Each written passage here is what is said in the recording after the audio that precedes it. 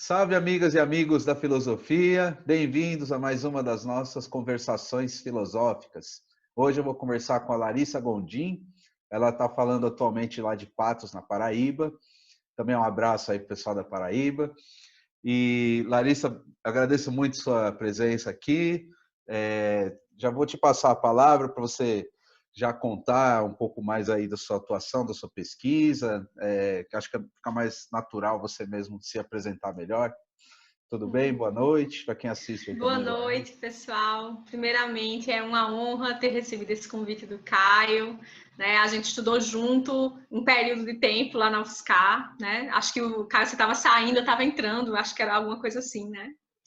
E para mim é uma honra estar aqui e poder falar da filosofia, poder falar da minha tese, porque é muito bom quando a gente estuda, principalmente as pessoas que estudam filosofia política e ética, como eu, quando a gente vê as nossas pesquisas saindo do papel, né? As nossas pesquisas fazendo algum impacto e tentando construir ou desconstruir alguma coisa nesse mundo, né?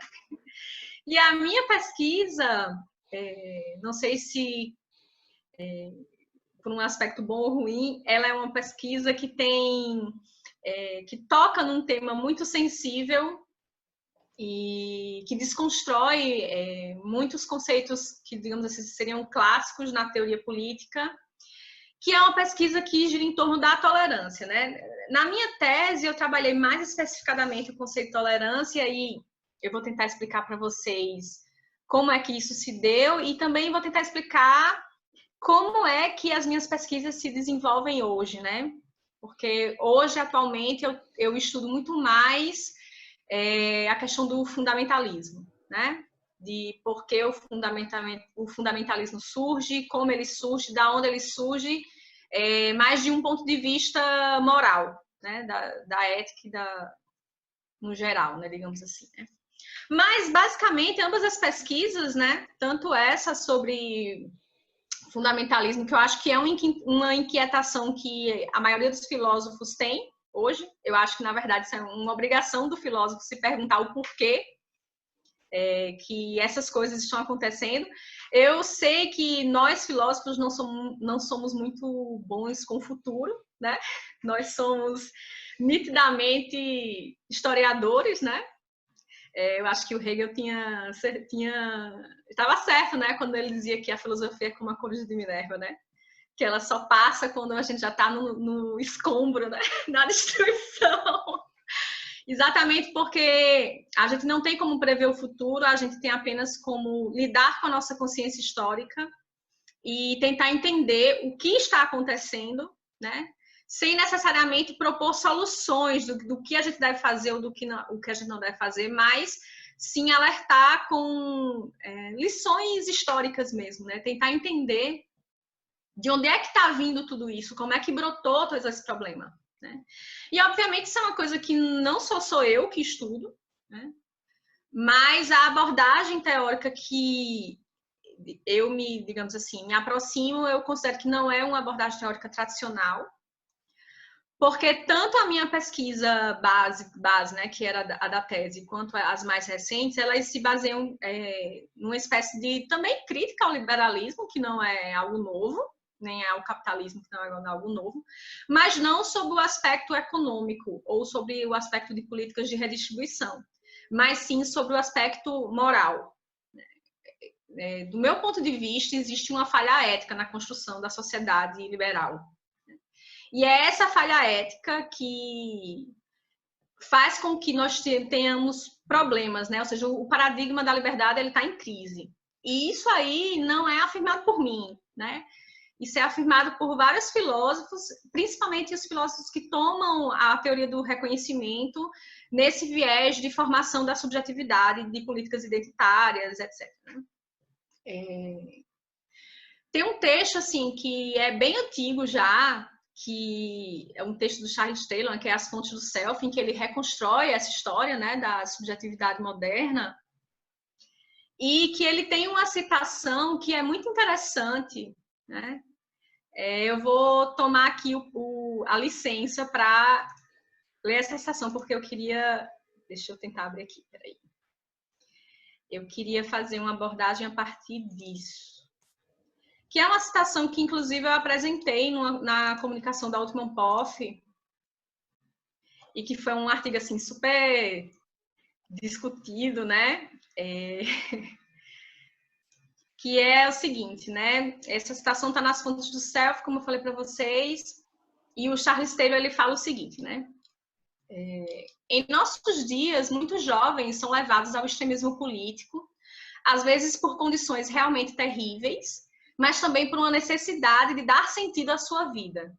E como a falta de sentido costuma ser acompanhada de uma sensação de culpa, eles às vezes respondem a uma ideologia de polarização intensa, em que recuperam um senso de direção, assim como uma sensação de pureza, ao se alinhar a uma posição implacável às forças das trevas. Quanto mais implacável e até mesmo violenta a posição, tanto mais a polaridade é apresentada como absoluta e tanto maior é a sensação de distanciamento do mal e, por isso, de pureza.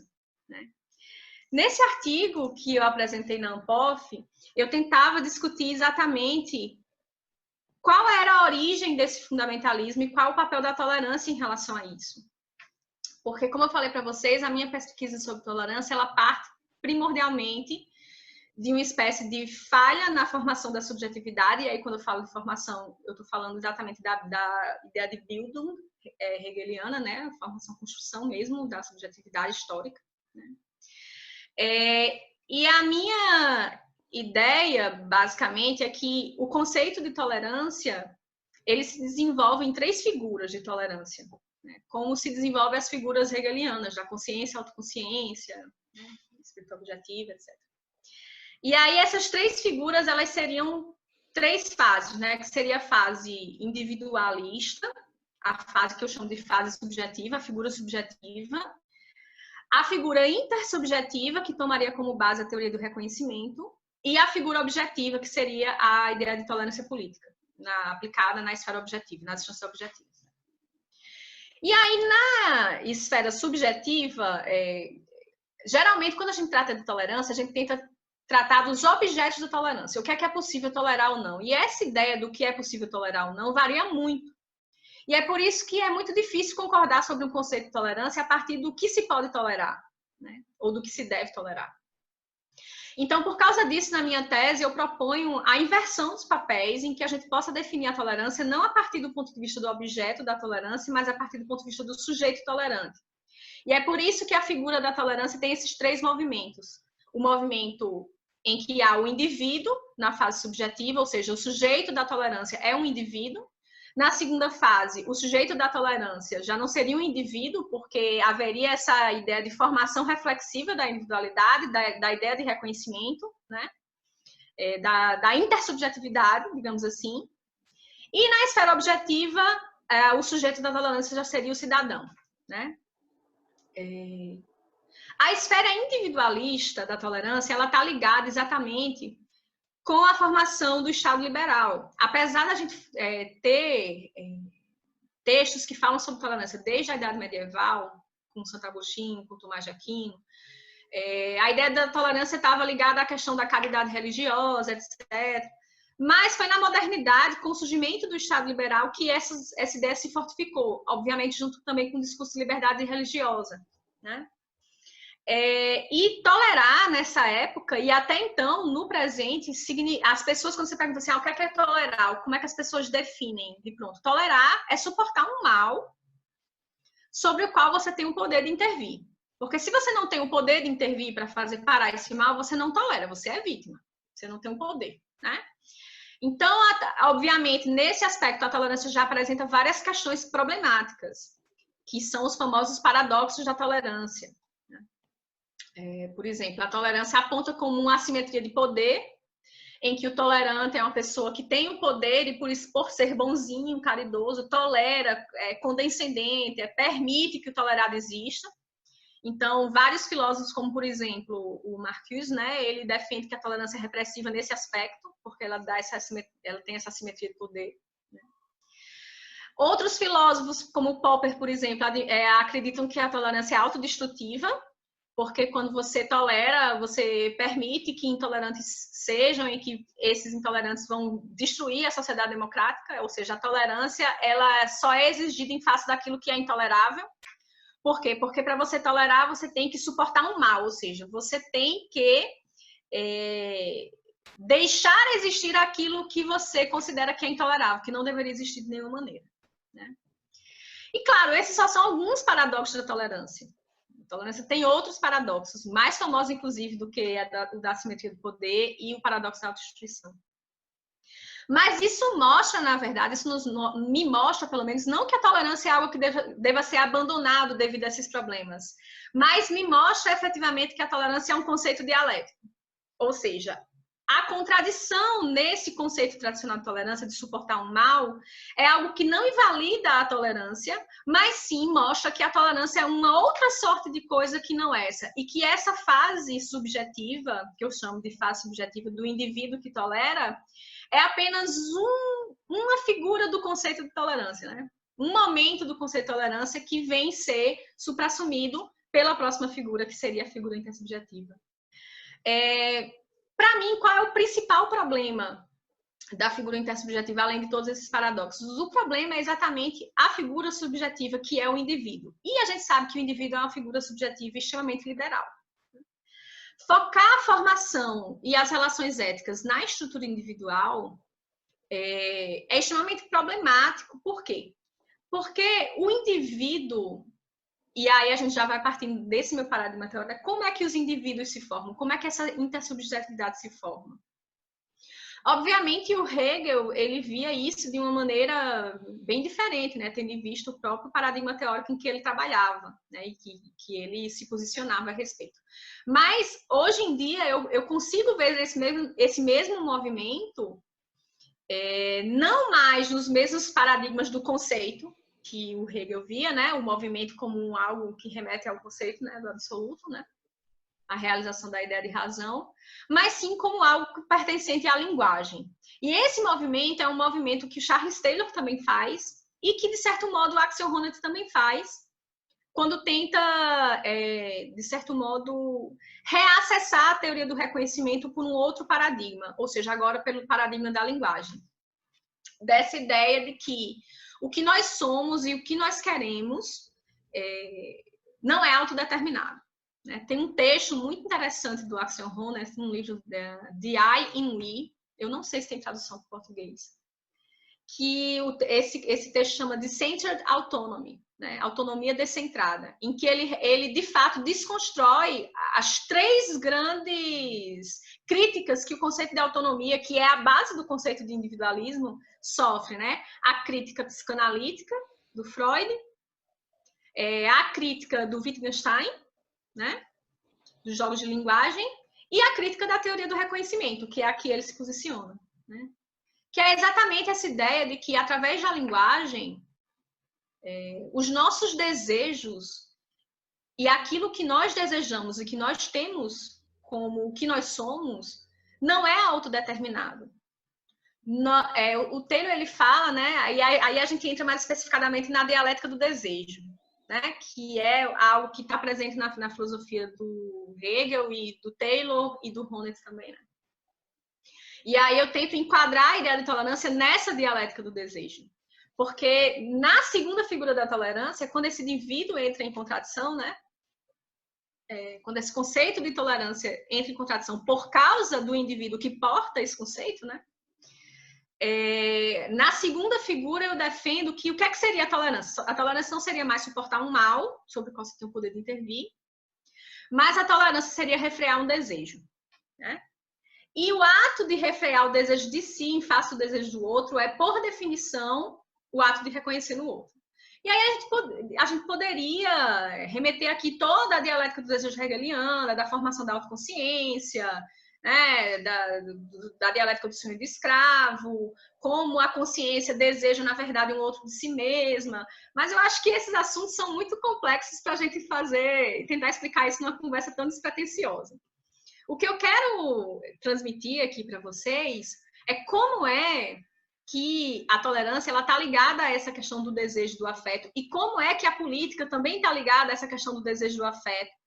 que o liberalismo político veio tanto racionalizar e que, sob o meu ponto de vista, é aí que está a origem do problema, né? Nós somos movidos por afetos, não só na nossa vida privada, também na nossa vida pública. E todas as teorias liberais, ou pelo menos a maioria delas, né, elas tentam despir o ser humano dessa identidade na hora em que ele entra no debate público. Nós falamos da ideia a gente fala da ideia de neutralidade, de racionalidade pública, de regra de discurso, mas todos esses pactos envolvem um desnudar-se da identidade, uma espécie de racionalidade que deixa de fora aquilo que é da parte do desejo. Só que não existe como desfazer-se do desejo, porque o desejo é o que move, fora da política e dentro dela. Só que o desejo também é um troço muito perigoso. Eu não tô discordando, eu não sou antiliberal. Por mais que eu tenha esse discurso, eu sou uma liberal, mas eu tô querendo assim entender como é que o liberalismo plantou essa semente da sua autodestruição, né? E uma das minhas principais hipóteses é exatamente, primeiramente, porque essa matriz subjetiva e moral ignora a tolerância como uma estrutura fundamental da formação da subjetividade. Então, é como se nós estivéssemos constantemente presos numa dialética do senhor e do servo, em que o intolerante é o senhor e deseja consumir o outro, ou seja, transformar o outro em algo que que serve a ele, né? Que, portanto, é idêntico a ele. E o tolerado como a pessoa que se submete, que tem medo da morte e que se submete, né? É preciso romper com essa ideia, romper com esse fluxo, porque exatamente, né, a gente não pode mais recorrer ao movimento da razão, né, que o Hegel podia, mas a gente pode recorrer à linguagem e a gente pode mostrar, através da psicologia social e da psicologia moral, como é que essa ausência de reconhecimento e que, portanto, essas atitudes intolerantes que nós temos em relação ao individualismo da autossuficiência, né, e da autodeterminação, como isso gera um grave problema moral que transborda em quê? Em neurose, né? Transborda, o Freud falaria isso, né? Transborda em neurose, né? Transborda em apatia, são essas três saídas, ou a neurose, ou a apatia, a ideia de que eu não tenho poder, de que adianta eu votar, de que adianta eu lutar, de que adianta eu fazer, se eu sozinho não posso mudar nada, não posso fazer nada, está aí o mundo como, né, um tsunami em cima de mim. É a apatia ou o fundamentalismo. Né? Uhum. E, na minha opinião, o fundamentalismo ele é uma espécie de retorno do recalcado. Né? De certo modo, a estrutura política da contemporânea, de um modo geral, assim, claro, generalizações são difíceis de fazer, mas, de certo modo, a ideia de racionalidade pública, que parece tão lógica, tão razoável, ela recalca esses sentimentos extremados que a gente acha que são dissolvidos pela ideia de racionalidade, mas não são, porque eles não são da ordem da racionalidade. Na verdade, o Rawls diria assim, que eles não seriam da ordem da razoabilidade, né? Que a racionalidade estaria ligada com essa capacidade de escolher o bem ou o mal, né? Escolher o que deseja e o que não deseja, mas não estão ligadas com a ideia de razoabilidade. Porque é como se todo o nosso império democrático funcionasse a partir do pressuposto de que as pessoas querem cooperar, de que existe um pacto de cooperação social. E esse pacto de cooperação social não é uma ideia nova, vem desde a modernidade. Até hoje se reproduz essa ideia de pacto social com outras línguas, com outras estruturas. Mas o que é que a gente faz quando as pessoas não querem cooperar? Né? O que é que a gente faz quando a linguagem do outro é uma linguagem que nega e que, de certo modo, nega as próprias estruturas em que o direito de ter aquela liberdade se põe, né? Como é que eu posso negar o meu direito democrático de ser antidemocrático? Isso é uma questão de tolerância, não é? Só que isso é uma questão de tolerância não de suportar um mal. Isso é uma coisa que eu luto muito, porque a gente tem essa ideia de que ser tolerante é ser conivente, de ser permissivo, de deixar essas pessoas falarem e fazerem o que elas quiserem. Na verdade, não. Na verdade, a tolerância é uma virtude conflitiva. Porque o reconhecimento, se tolerância é reconhecimento, que essa é uma das minhas hipóteses principais, o reconhecimento é um processo de luta. O Honneth falava isso, o Hegel fala isso. Aliás, o Honneth fala, o Hegel falava. Né? E todo processo de luta, gente, é um processo que pode ser qualquer coisa, menos tranquilo. A gente precisa reconhecer a nossa responsabilidade sobre esse tipo de acontecimento. Porque é muito comum a gente dizer assim, ah, mas esse discurso não é meu, eu luto contra isso, isto não sou eu. Mas essa atitude, né, de colocar-se para fora desse movimento é uma atitude que faz com que a gente não assuma a responsabilidade que nós temos pelo surgimento disso. Como assim? Como é que eu vou ter responsabilidade do surgimento disso? As pessoas falando essas coisas que não tem nada a ver, né? Que oprimem as outras pessoas, discurso de ódio, desrespeito ao direito à memória e à verdade, enaltecimento de ditadura. O que está acontecendo, né? Porque tem um texto do Gadamer, né? Porque quando o Taylor ele busca essa questão da linguagem, ele se volta para o Gadamer e a essa ideia de compreensão, né? Essa ideia do diálogo. E o Gadamer, no Verdade e Método, ele fala sobre o que seria esse diálogo. E o diálogo não é só um lugar de fala, também é um lugar de escuta. Durante muito tempo, eu acredito que o liberalismo contemporâneo fez o vidro de mercador. E nós estamos pagando o preço por isso. Porque esses discursos fundamentalistas, eles não surgiram do nada. Eles brotaram de algum lugar. E eles sempre existiram, mas eles estavam velados sobre o manto dessa separação forçosa, separação forçosa entre identidade pública e identidade privada.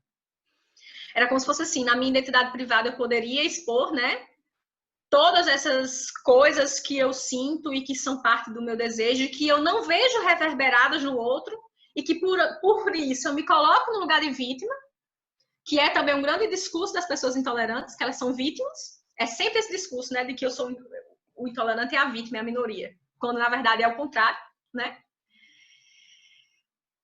E essa espécie de cegueira pública, que é uma crítica que se faz, por exemplo, ao véu da ignorância do Rawls, né? O Taylor faz essa crítica, gera uma cegueira pública ao exercício dessas entidades, e esses desejos recalcados na identidade privada, eles foram corroendo a esfera pública. Por quê? Porque não é essa separação. As práticas sociais, elas são constitutivas do nosso Estado. Isso é um argumento hegeliano. Olha como é antigo, né? Claro, a gente tem essa visão de que o Hegel ele é do Estado, né? Objetivo, espírito objetivo, essa ideia de autoritarismo, mas eu particularmente acho que isso é uma leitura muito infantil do que o Hegel estava querendo realmente dizer. E para defender isso, eu vou me valer aqui do Honneth, que também vê sobre essa perspectiva, né? De que o Estado, ele vem de instâncias de reprodução da prática social, em que a gente incorpora linguagens, repassa linguagens, a gente encena, né? O Charles Taylor, num livro chamado The Language Animal, que é um livro sensacional, mas não é um livro de filosofia política, né?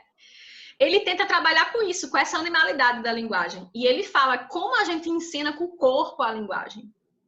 E como a linguagem, nesses cenários do imaginário e do simbólico, elas determinam a forma como a gente vive e como a gente faz política. E esses sentimentos, essas pessoas, essas crenças fundamentalistas estão exatamente nessa citação que eu fiz do Taylor, aí essa citação desse livro do Self é de 1989. E o Taylor já dizia, de onde é que vem o fundamentalismo? Da experiência do vazio.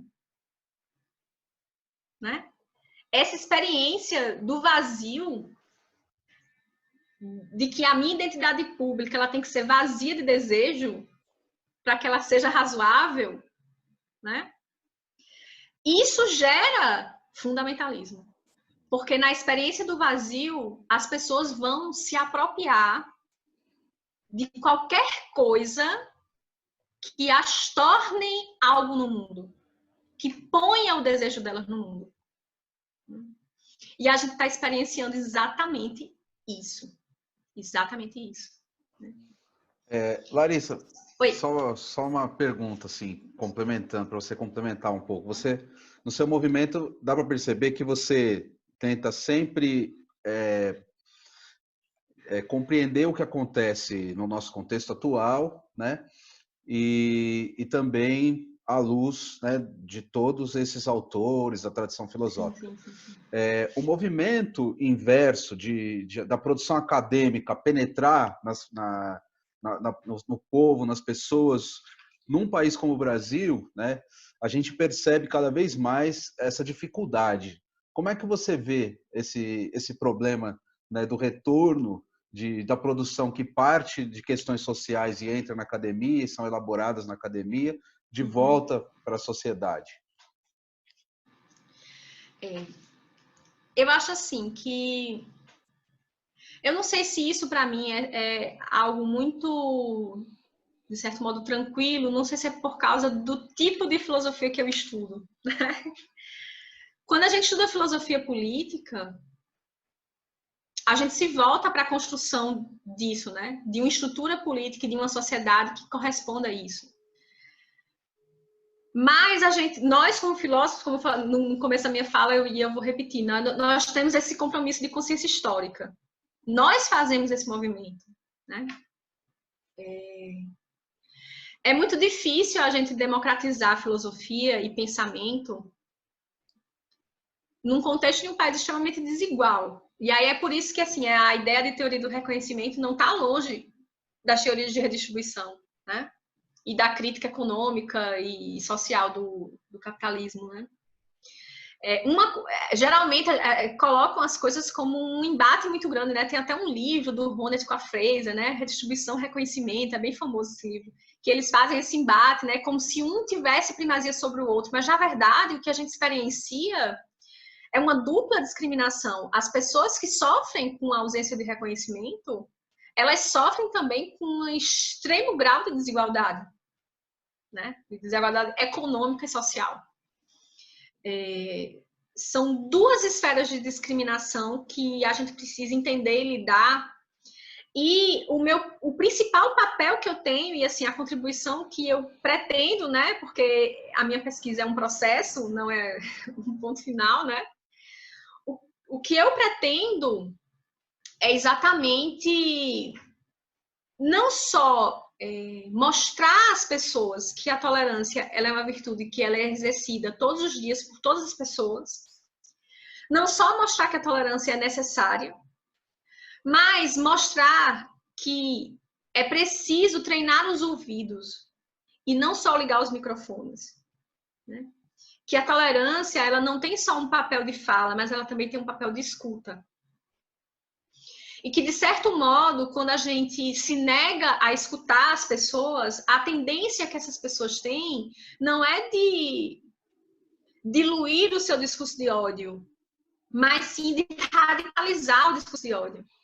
Quando as pessoas não são ouvidas e não são reconhecidas, estando elas certas ou erradas, a tendência é a radicalização do discurso, que é o que a gente está experienciando, né? Então, quando eu falo sobre tolerância, e aí eu queria agradecer até o pessoal da Uma Paz aí em São Paulo, que todo ano eu dou um curso sobre tolerância na Uma Paz, na formação de agentes socioambientais. E a coisa que eu mais falo é exatamente isso, né? Pare para pensar em todas as ações que você faz no seu dia a dia. O quanto você fala, o quanto você escuta. Nós temos a obrigação de escutar intolerantes? Esse é o principal argumento que eu tento trazer. E isso aí não é uma coisa só da filosofia, isso aí é o nosso dia a dia, a nossa vida. E a minha perspectiva é que sim. Porque não que nós devemos ser coniventes com intolerantes, isso é diferente, porque tolerância não é isso. tá? Eu tenho que deixar isso bem claro. Não é ser conivente. Mas quando você nega o lugar de fala para discursos intolerantes, e você nega, portanto, o seu lugar de escuta, você radicaliza esses discursos. Então, essa é a nossa responsabilidade por isso. Ah, mas não é fácil ouvir esse tipo de coisa. Não é fácil. Eu nunca falei que a tolerância é uma virtude fácil.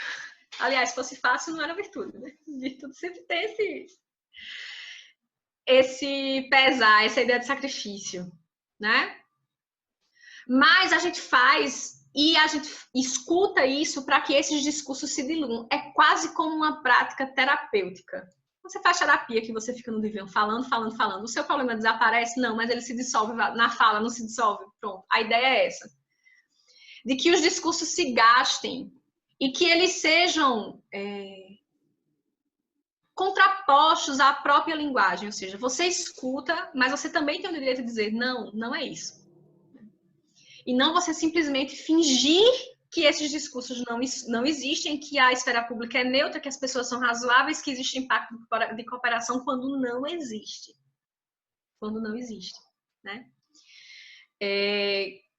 Talvez, claro, isso posso ser acusada de ingênua, de otimista, de... não sei, posso, né? Mas eu prefiro acreditar que ouvindo essas pessoas e mostrando a essas pessoas que a oposição também está aqui, né? Mas eu escuto isso. Eu escuto, mas não concordo. E aí a gente tem que expressar também a nossa posição, porque não adianta só os intolerantes falarem e a gente ficar calado. Aí também não funciona, né? Eu acredito que nesse lugar de escuta, e não só no lugar de fala, é através desse lugar que a gente pode diluir os discursos intolerantes na formação das práticas sociais, nas instâncias das práticas sociais, na construção da família, do mercado de consumo, da sociedade civil, todas aquelas instâncias, instituições sociais que o Hegel já falava que compunham, né, a estrutura do espírito objetivo, estão presentes até hoje. E esses discursos, eles se repetem dessas instituições até a esfera pública maior, né? Então, a gente tem vários discursos defendidos na esfera pública, como questão de política de aborto, legalização de droga, que esses discursos, sobre a questão da sexualidade também, esses discursos são repetidos nas instâncias familiares. E a desconstrução desses discursos não vão vir de cima para baixo, uma lei não vai desfazer a homofobia. Claro, as leis, elas são passos importantíssimos para a construção de uma esfera pública. Não estou dizendo que não tem que ter o crime de homofobia, tem que ter. Mas, vejam, essa ordem de cima para baixo não desfaz os mecanismos instituídos na linguagem de ausência de reconhecimento de preconceito. Esse destrinchamento tem que ser um trabalho de base. E no trabalho de base, está onde? Está a vida cotidiana das pessoas.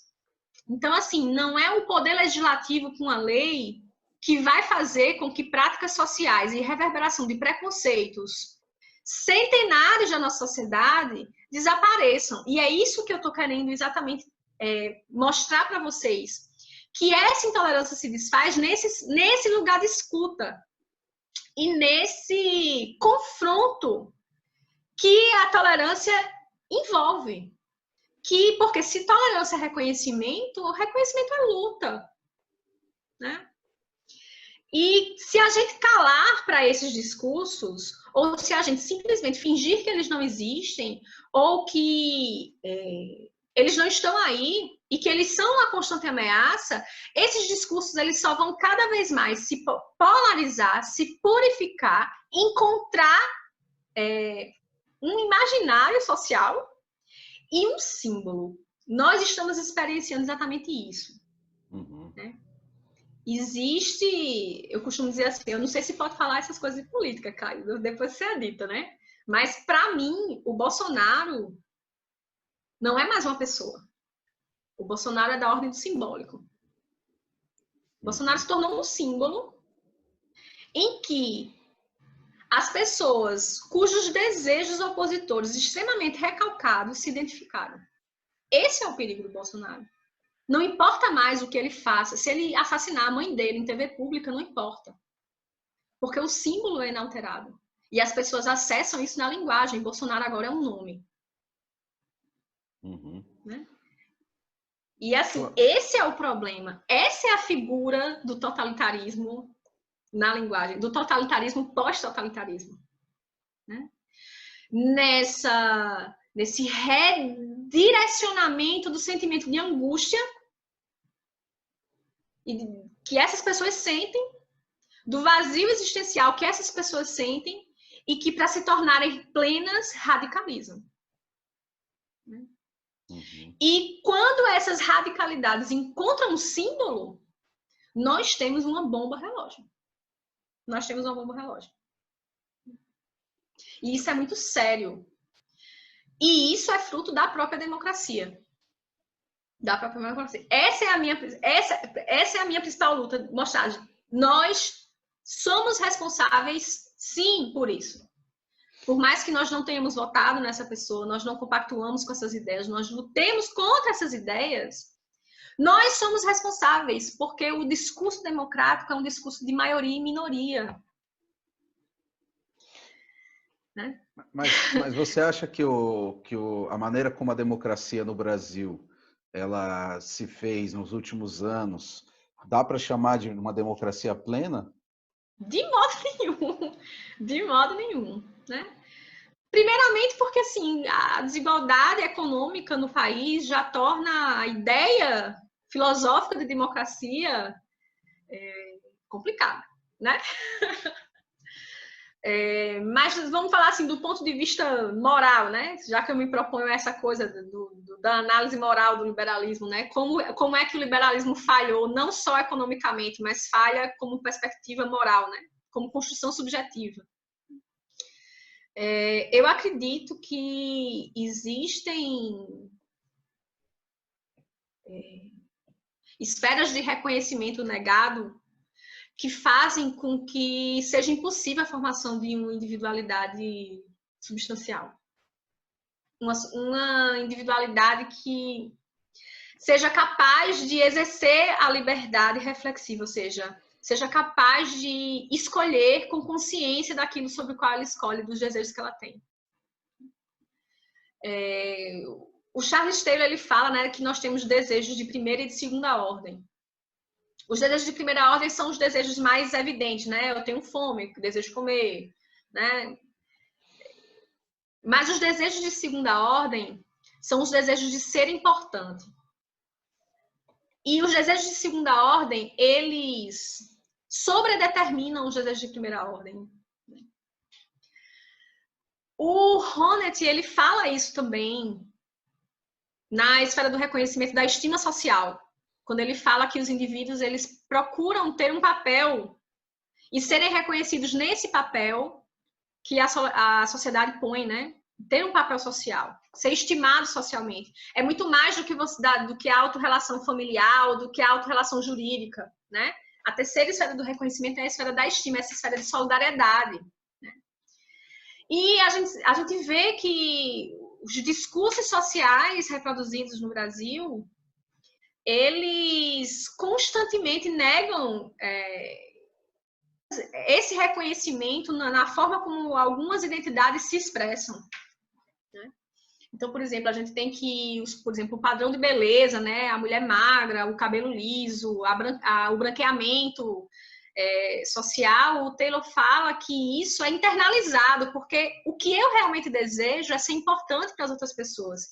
E se para eu importar para as outras pessoas, eu preciso negar aquilo que eu sou, porque ser negro é ruim, ter o cabelo cacheado é ruim.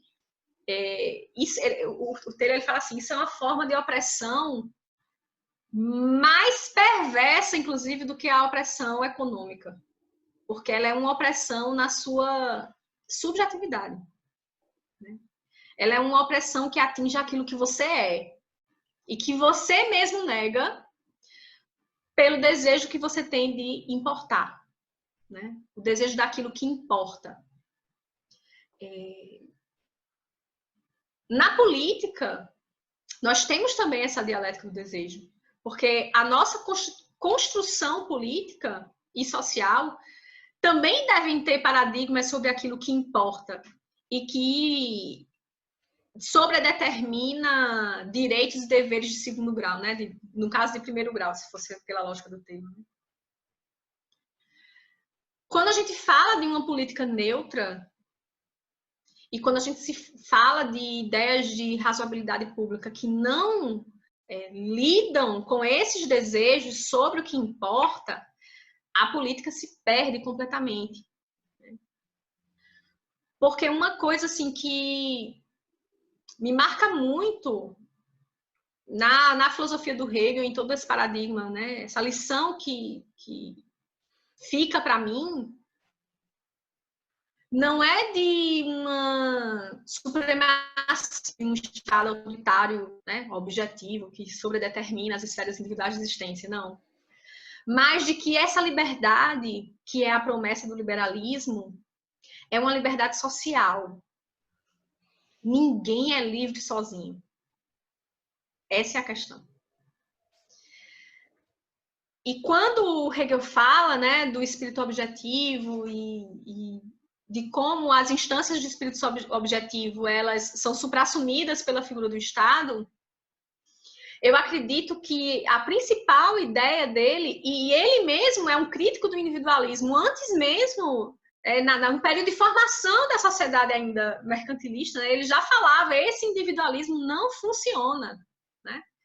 E não funciona por quê? Porque ele se baseia numa ideia de liberdade que é a liberdade minha, de que eu sou livre, de que eu sou livre para me autodeterminar, para dizer do meu desejo, para dizer o que eu quero, quando na verdade a liberdade ela só existe quando todo mundo é livre.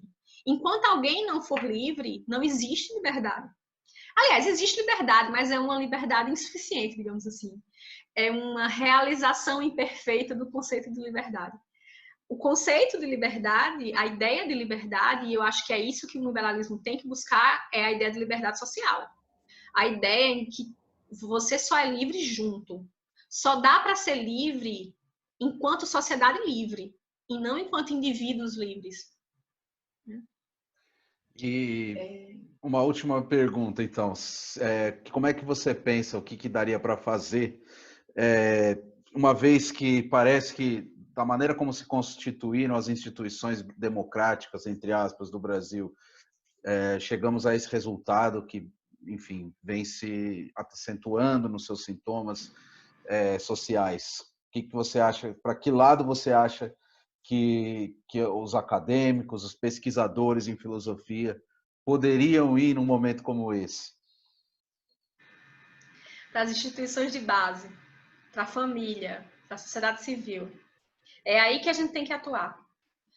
Porque uma das conclusões sofridas, né, que eu tive na minha tese é que, infelizmente, o Estado ele é um espelho da sociedade. Por mais que a gente ache que não, nós temos o Estado que nós merecemos. Isso, para mim, fica algo assim, bem claro. Se os nossos representantes hoje têm o discurso que eles têm e foram eleitos a partir desse discurso, isso mostra quais são os discursos que estão reverberados nas instâncias da nossa sociedade. E quando eu falo em instâncias da sociedade, eu estou falando de família, sociedade civil, estou falando de sociedade de consumo. Esses discursos não chegaram lá do nada. É isso que a gente tem que perceber. E que para a gente mudar isso, não adianta simplesmente tirar o poder. O poder é só a cereja do bolo. Não sei se você consegue entender o que eu estou falando. Nós precisamos mudar o discurso na base. E é por isso que eu digo que o problema político é o problema moral. Nós estamos passando por uma crise não só política. Nós estamos passando por uma crise da ideia de liberdade. Nós estamos passando por uma crise do que é a subjetividade, do que é o sujeito. E esse sujeito, ele é um sujeito cidadão e ele é um sujeito pessoa também. Né? É a mesma coisa. Então, não adianta a gente querer ter um país com um governo liberal. E aí, quando eu falo liberal, liberal tradicional, não é conservador no costume, liberal na economia, não. Né? Liberal no sentido filosófico bonito do termo, né? A gente não consegue isso com uma sociedade que não é liberal.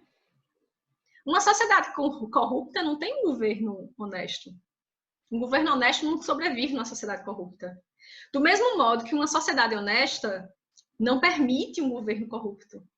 É incompatível. Exatamente porque esses discursos, eles são um eco, eles reverberam, eles estão reverberando desde as instâncias mais simples de relacionamento social, como a família. Então, se esse discurso está lá, com o símbolo, o que é mais grave agora, se esse discurso já chegou no simbólico, né? De onde é que ele vem? De onde é que ele está reverberando? Ele é só eco. Então, o nosso papel, enquanto filósofos, nós temos que nos voltar para a vida privada. A vida pública, ela é um reflexo dessa vida privada. E nisso eu não estou dizendo que a gente tem que deixar de mão os aspectos públicos da nossa existência, não. Não é isso, não. Tipo assim, a privatização da vida. Tipo assim, o público está um caos, então eu vou fingir que o público não existe e voltar para a privatização da vida. Que isso é um movimento que acontece muito, né? Não estou defendendo isso, não. Estou defendendo que, às vezes, a luta privada é luta pública. É isso que eu estou querendo dizer. Que não existe essa distinção entre esfera pública e privada. Que não tem como você defender direitos das minorias e, na sua casa, você também não reproduzir esse tipo de linguagem, né? Tem um motivo. É isso que eu não sei se eu estou tentando fazer clara. Tem um motivo para que o fundamentalismo ele esteja tão evidente hoje. E esse motivo não é um motivo público. Não é um motivo público. Mas vem da falha das teorias sobre racionalidade pública. E da constante negação que essas teorias têm sobre o papel do desejo no cenário público e dos afetos. Nós temos que parar de ignorar os afetos, de recalcar esses afetos e lidar com esses afetos. Lidar com esses afetos, né? Eu acho que é basicamente isso, né? Mas aí, assim, para finalizar a minha fala,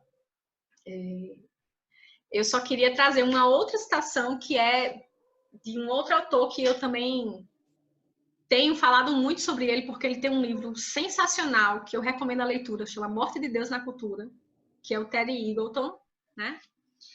E esse livro é sensacional por quê? Porque ele mostra exatamente como a religião não acabou, né? Que houve toda uma ideia de racionalização, de laicização, de secularização, mas que, na verdade, a linguagem do sagrado permanece até hoje. Inclusive, não sei se você viu isso, Caio, o Agamben fez um texto agora, saiu até a tradução livre no Instituto Humanitas, falando exatamente isso. Eu fiquei assim, passada, né? Ele falando como a linguagem médica em tempos de pandemia é o Deus nosso. Isso é sensacional, porque mostra exatamente que o lugar de Deus na cultura não morreu, não acabou. O lugar dessa linguagem não acabou, só está sendo ocupado por outra coisa, que não é mais mística. Né? E esse texto dele é excepcional, eu recomendo aí que vocês todos leiam, está no site do Instituto Humanitas. Né? E aí o Terry Eagleton, ele fala assim, nesse livro, né, A Morte de Deus da Cultura.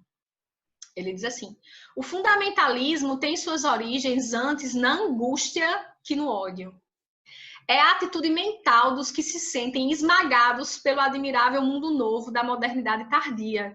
Alguns deles chegando à conclusão de que podem chamar a atenção para as suas vidas desprezadas, explodindo uma bomba no supermercado. Não se trata, é necessário lembrar, de Ocidente e Oriente. O fundamentalismo é um credo global.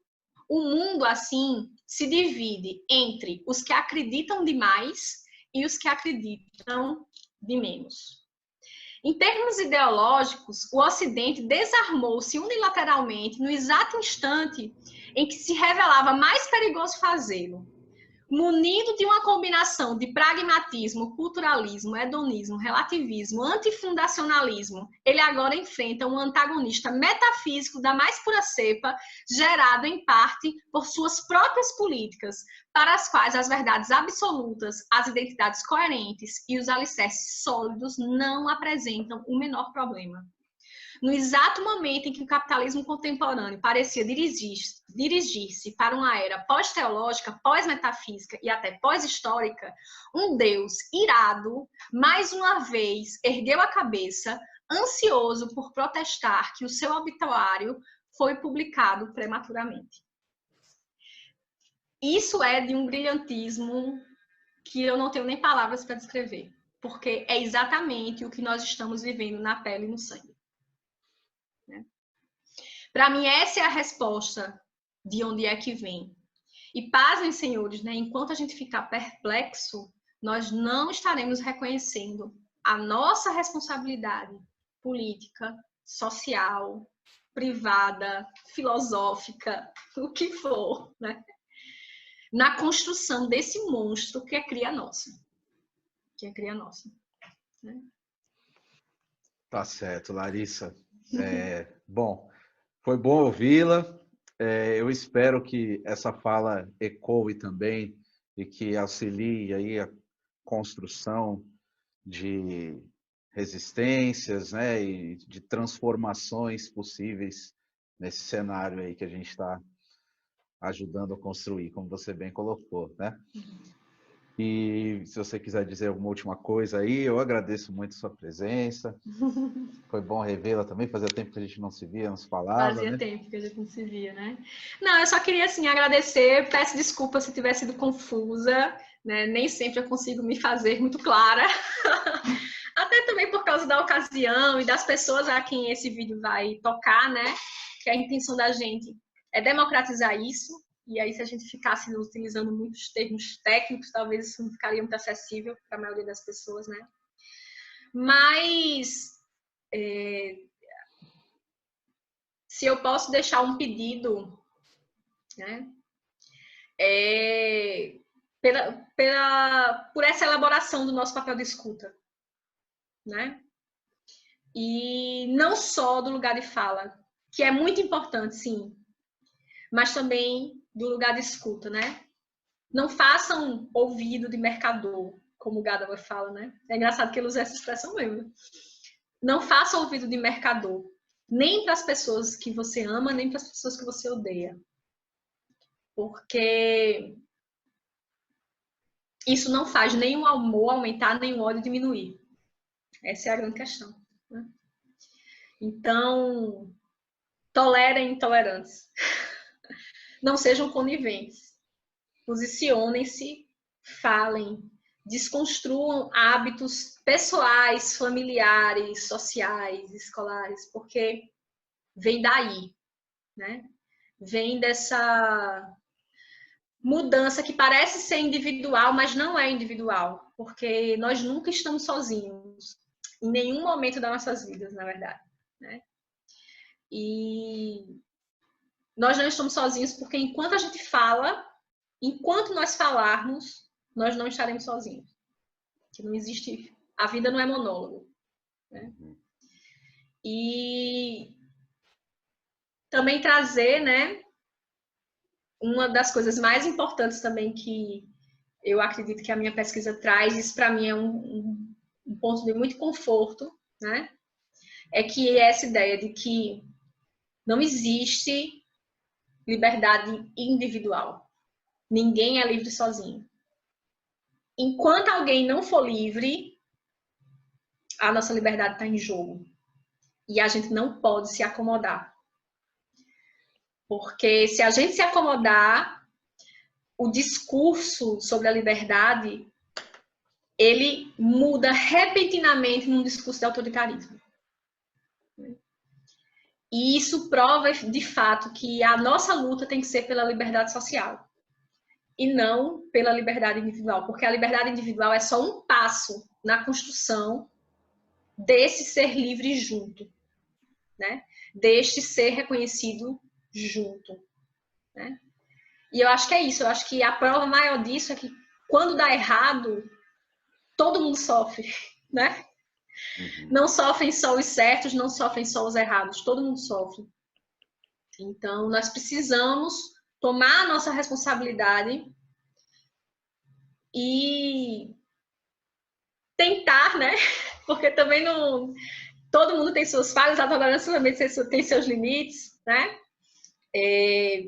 Mas tentar refletir sobre os nossos atos, desde os mais singelos até os mais complexos, mais, né? Quem trabalha, né, com representatividade coletiva, social, e ver como é que a gente pode minar esses discursos fundamentalistas intolerantes na base, né? Não só na superfície. O nosso problema é muito mais profundo do que um problema de representatividade democrática. A verdade, eu acho que é essa. E é isso. E agradecer, né? Espero que tenhamos outras conversas no futuro. E muito obrigada, Caio, por essa chance aí de poder falar um pouco e reverberar um pouco, né? Desse pensamento, que não fique só em pensamento, que essa é a minha intenção. Tá certo. Bom, para mim também foi ótimo. Prazer aí revê-la, ouvi-la. Espero que para vocês que assistiram a gente até aqui também. Agradeço também vocês. E fiquem ligados aí nas próximas